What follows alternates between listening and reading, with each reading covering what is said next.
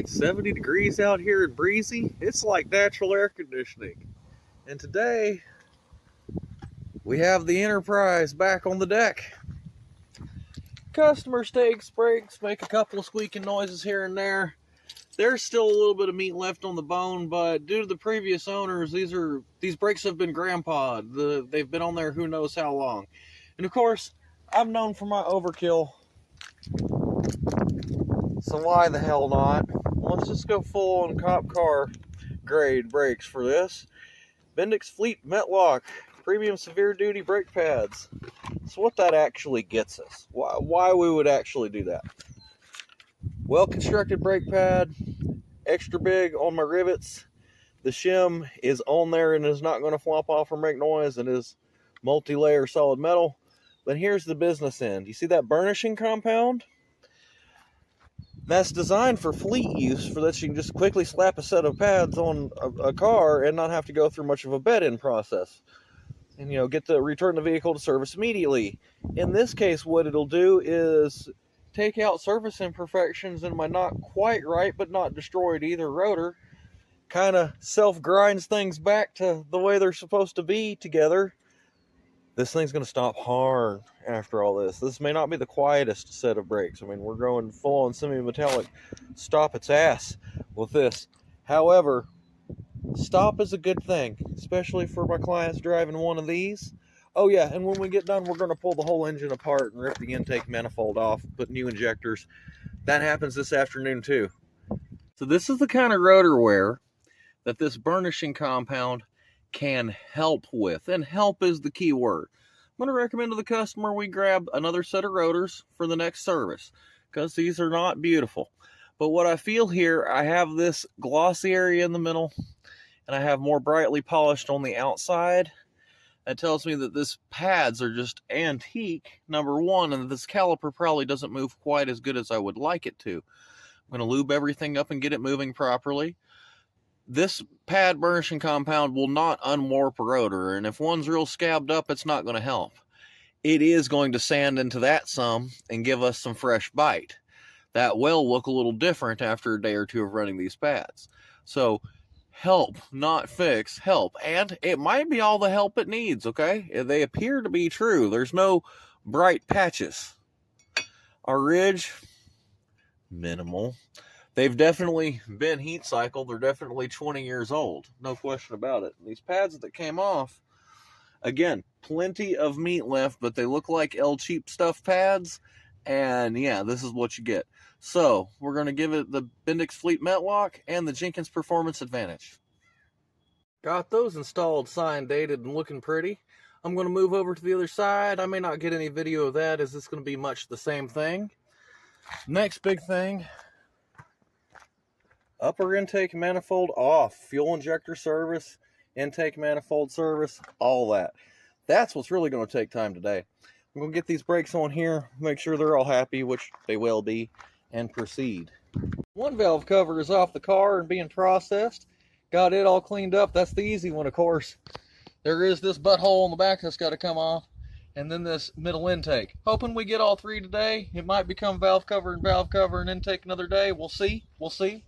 The sun is high in the sky at the moment, so plenty of time to get this done. Over this way, got that valve cover degreased, mechanically clean.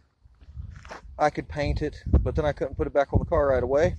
So we're about to shoot that down with the gasket tack, which is my favorite stuff. Is going to hold that gasket up in that valve cover so it doesn't want to drop off, fall off, and miss seal. Got my little bolts all cleaned up, so we're getting ready to re-grommet that. Here's the new upper intake manifold, complete with all seals.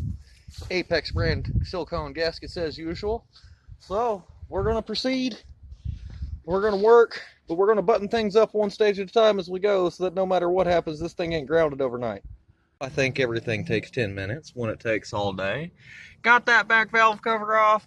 Got the accessory drive bracket, the alternator bracket off. The alternator bracket is an interesting unit on these. It is your heater core bypass, and it has coolant elbows that run in and out. Those, in fact, were leaking. I had to run to the parts store and go get them, because I forgot you had to take that off to get to that back valve cover on these. The older ones you don't. It's not like that. So, newer generation, I swear they invented that as a failure on the car. That being said, knock out that valve cover. We're pretty close to having this intake off. That may become a tomorrow kind of deal depending on how I feel. But let's rock on with what we got here. As you see, field stripping a 3800. Yeah, it sucks. It always sucks to do something like that on a V6. But it's 90 degrees, so you can actually do it. There it is, folks. When you've been my client long enough and you've had me do enough services, I might take it upon myself to do a little custom work to your car in the end. Wasn't anything wrong with this. I had resealed this valve cover just a little while ago. The gasket is reusable and will stick right back on. But it was all hand printy and fiberglass, and you know you can never get them clean, so looking sharp. Painted the engine cover. I'm not going to do anything with the back valve cover. You cannot see that behind all this anyway. But just that little touch right there. It's not far off of the original dark gray that GM had on the engine cover, but a little more sparkly. I think this will make it pop under there without looking like I went wild. So, the extra mile, hopefully that looks good on the button up. Customer should be happily excited to see all that. A beautiful day, but running out of daylight. Wildman Willie here. Wanted to say thank you again to everybody who's been donating. We got a donation from someone for $500. We're now at over $2,300. The goal is in sight. So thank you everybody for that one. Couldn't be more stoked. The fun continues on the Buick job. Let's go over this a little bit. So common to the 3800 Series 2, Series 2 3800 gets this plastic intake manifold as opposed to the aluminum one that I can show you on this one. These crack and leak and cause problems. This one's definitely been leaking. You can see there's all kind of foam nasty all over everything. I'm going to vacuum that off before I pull this intake the rest of the way. Throttle body is loose. Intake retained a stud. Doesn't want me to pull that past. I'm trying to leave some other crap on the car. So with the intake lifted, that will give me access to get that out. No problem. But from here, all we got to do is vacuum that out and install our complete new intake manifold. Give you a bit of a side-by-side comparison of the differences between Series 1 and Series 2 3800. We'll start off with the 1990 Oldsmobile Tornado Trofeo. I got the belt drive off and a few things. We're pedaling along with this. But this has the high-rise, one-piece aluminum intake manifold, which was apparently prone to leakage just like the plastic ones, but the manifold itself doesn't go bad. They don't get pitted up. The surface on that was real good when I pulled it and redid it. Totally different throttle body. Valve covers are the same. Ignition control module is different. There are differences here. The stuff does not just share, but a lot of it does. Oh God, look at that old ABS module. Hope that works forever. Compare that to the Series 2 where they reduced costs, I imagine, and that might have a little more even airflow to the 6 cylinders. Still, sequential motor port, fuel injection, all the same number of sensors. It works on all the same principles. It is, in fact, the same motor. So, side-by-side comparison of 3800s for you. Yummy, yummy, yummy. I got coolant in my tummy, and I think my lips are a little numb from it. Just kidding, folks. Don't drink the forbidden monster. Look how nasty that intake is. But you know what? We're fixing that right now. It shows some minor signs of air leaks. Not too damn bad, though. Could have been worse. Definitely time to replace it while we can. So we're going to get all this cleaned up. We're going to try not to knock too much shit down the engine. Old plastic intake manifold has mold marks. Is GM original equipment, but it appears to have been made about the year 2012, according to the date codes. So this has been done before in the ancient past. Here's our new one, ready to go on. Full of luck, this won't take the rest of the year. But, as usual, that made me a little bit lazy, so it's time to go take a little brain lunch. Notice I've stuck a funnel and a baster in those coolant channels to just kind of make that a little higher than gravity to arrest some of the drippy drip. I do have a drip pan under it, but you're going to lose some coolant doing this. But anyhow, fun times in the zone. Finishing up. Should have this cleaned up and going back together pretty quickly. Interested to see what these injectors are going to be like. The wiring harness is what's going to take me the time. I got to replace every one of these connectors. You see how they're all buggered up, got some bare wire showing. We ain't putting that back together that way. 6 new injectors, new wiring harnesses for all 6. Got it cleaned all up and prepped. There's still some stainage, but my finger can't feel it, so neither will vacuum. It's all good, and it's all good where it needs to be. Cleaned up all the carbon. So, sun is going down, but I got enough time to get this set on here and bolted down and torqued to spec, I believe. So I'm going to get right on with that. New parts ready to rock. Time to put it on there. It's been a long day, and I'm about ready to call it a night. Sure does look pretty, doesn't it? No, it ain't all done. I just wanted to show off what a little bit of rattle can do for some tired old plastic there. There's where I painted that front valve cover, and that's our new intake on, and our throttle body is installed. And I didn't worry about painting that back valve cover, although it is well sealed and clean. So what we're going to do now is go to sleep. Fuel injection and wiring harnesses go in tomorrow. I want a clear head for that. If you're wondering, this is Rust-Oleum hammered finish gray, like for mailboxes. Looks different when you spray it on an already textured surface than it does if you spray it on a smooth surface. Gives you a nice, tasteful metallic look with good coverage.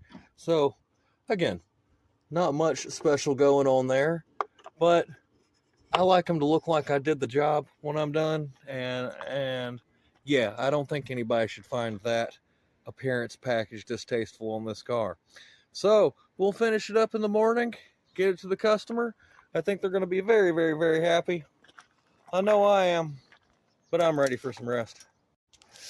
It's a beautiful afternoon, and this fixed my head quite a bit. I finally figured out why the hell I was misfiring on this and got it all straightened up. We had bad fuel pressure regulation from where the original vacuum tee had cracked in half, and none of that was working properly. Of course, none of that exists, and I had to get kind of creative here. I mean, I've done uglier things. I'm going to tie it up a little better, see if I can't I'm going to do something to make that less ugly, I think, okay? But right now, she works and she don't leak vacuum, and the car runs like a scalded dog. It's very happy. Oh, my God. I'm so glad that's what it was. When you get a misfire in one of these after you've done an intake manifold on it, it could be any fucking thing you did, from the very bottom to the very top. And it wasn't reading enough codes to tell me anything but a code 300.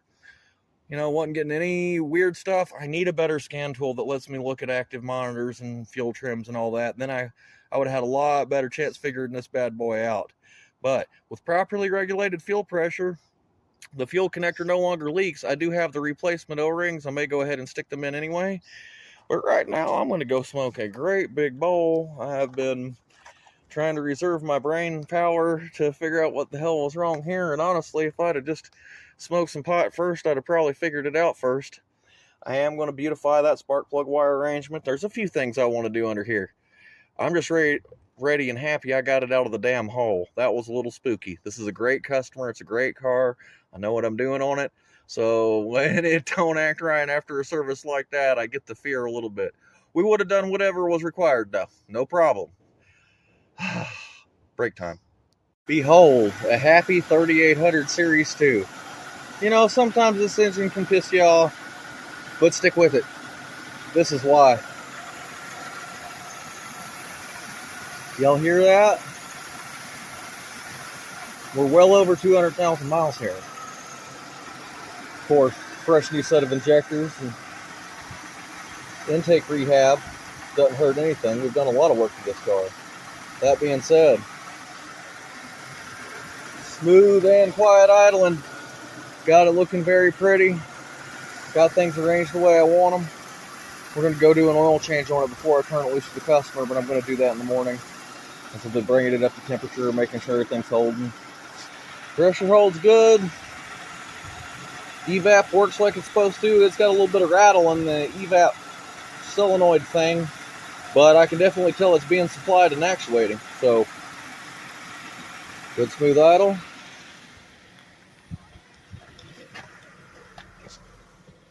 Doesn't look like she's complaining.